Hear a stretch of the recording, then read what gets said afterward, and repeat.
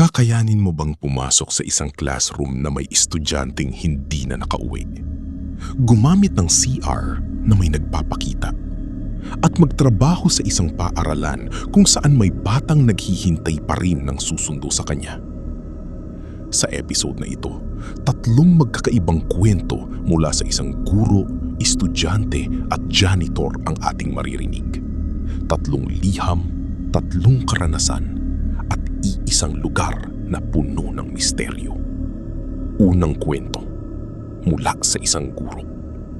Magandang araw po sa inyo at sa lahat ng tagapakinig ng channel na ito.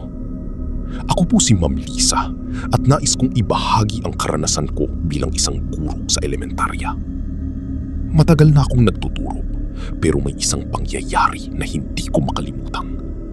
Sa school namin, may isang lumang classroom sa pinakadulo ng building. Hindi na iyon ginagamit. Sabi nila, doon daw dati nagka-insidente. May batang estudyante raw na nahimatay at hindi na nagising.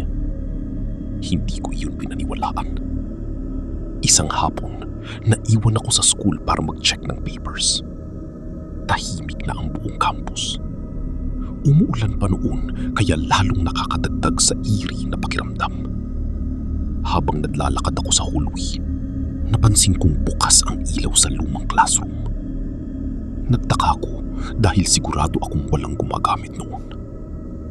Lumapit ako sa pinto. Bahagya itong nakabukas. Sinilip ko sa loob. May batang nakaupo sa gitna ng silid.